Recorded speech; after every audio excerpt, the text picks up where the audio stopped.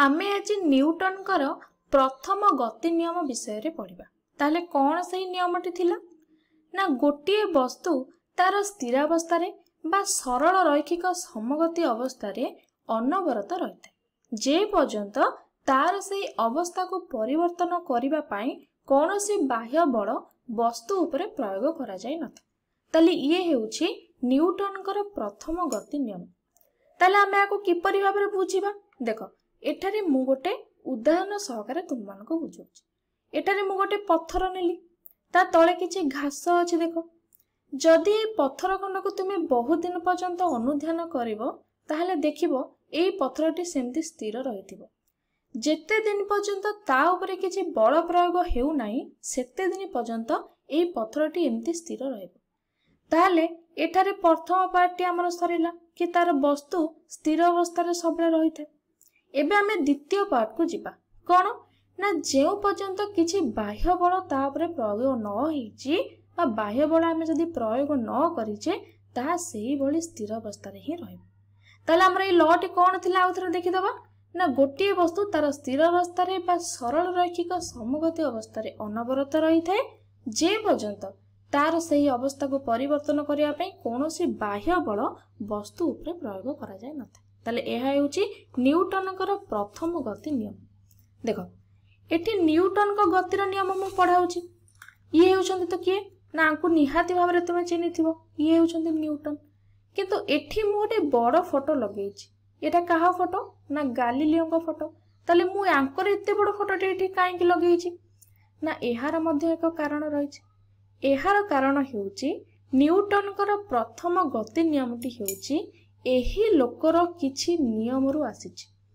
एही गालिलियो एक नियम सृष्टि करिथिले जहाको वस्तुर जड़त नियम कुहा जाय। सेही जड़त नियम रु किछि जिंस मिसेई ताकू रिफ्रेश करी न्यूटन एही गतिर प्रथम नियमटी देइथिले। तेनु मु एठारे गालिलियोंकर एक बड़ फोटो लगाइछि।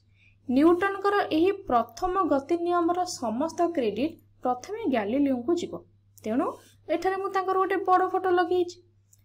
आमे बुझिले कि जदि किछि वस्तु रेस्ट रे बा स्थिर अवस्था रे थिबो ताहले से सर्वदा स्थिर अवस्था रे रहिबा को ही चाहिबो जेते बेलो जाए ता ऊपर किछि बाह्य बल न पड़िछि।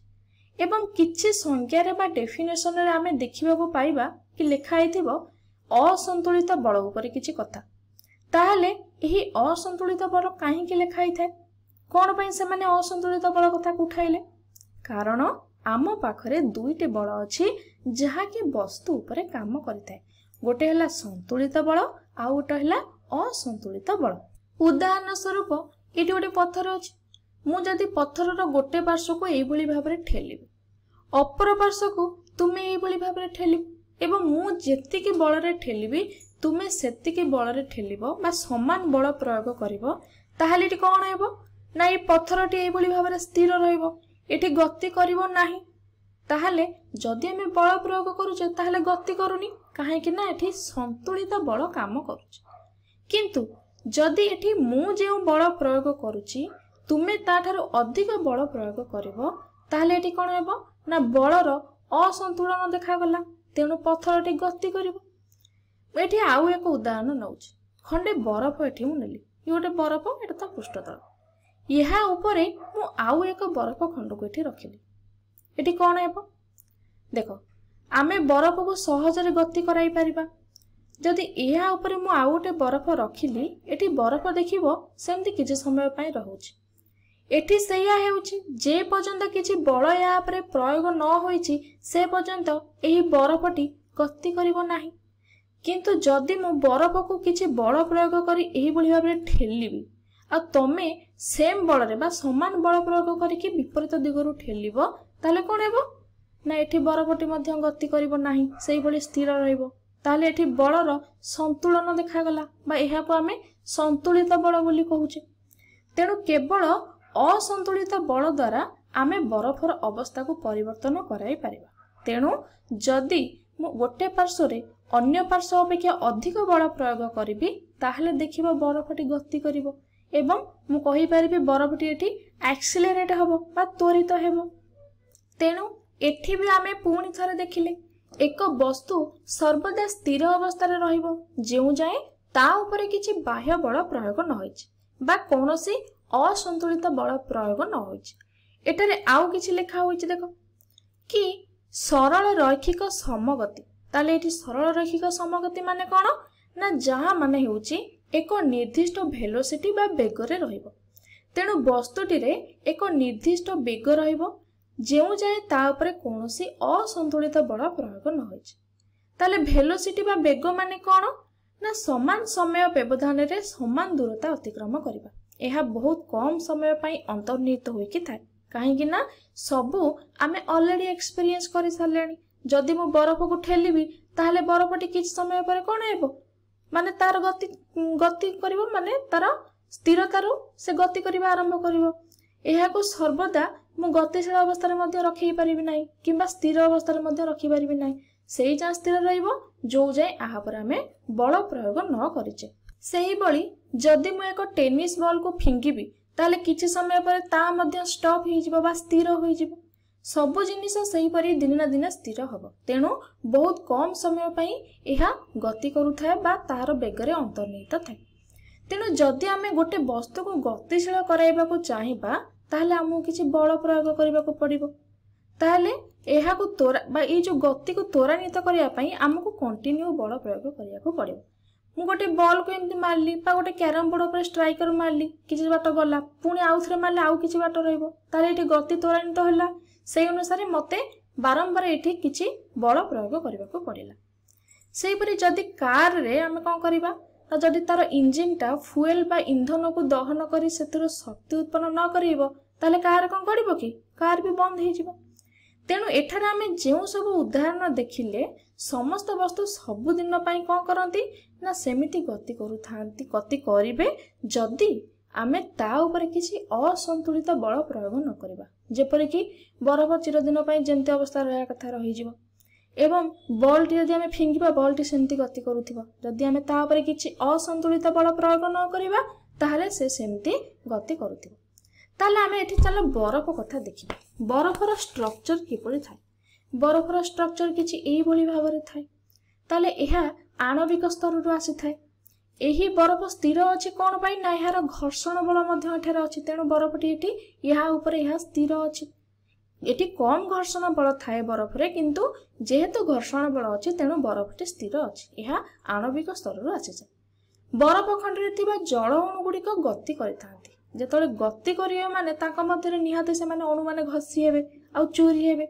आमे बेले बेले कुए बरफटी मेल्ट हे गेला केमिति ना ता जल अणु गुडी को परस्पर सहित घसी होई कि सेठी चूरी होई जांती। जदिओ परस्पर बहुत खसड़ा पृष्ठतल होई थाए तथापि भी से माने घसी होई चूरी होंती एवं आमे कहिबा बरफ सरी जाउछ एवं सेथिरे मध्ये किछि ताप शक्ति उत्पन्न होई थाए एवं से माने गतिर विपरीत दिगरे काम करिथांती।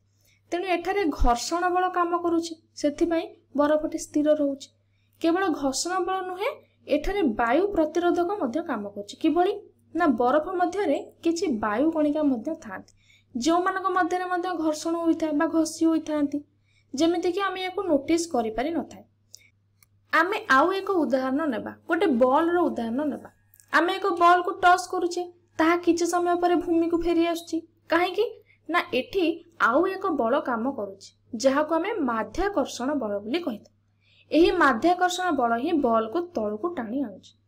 जदि माध्याकर्षण बल न थांता ताहले बॉल टी चिरदिन पई सेमती घुरी बुल थांता ऊपर ताले जेउ दिगरे आमे फिंगिबा सेही दिगरे ही से गति करूथिबो।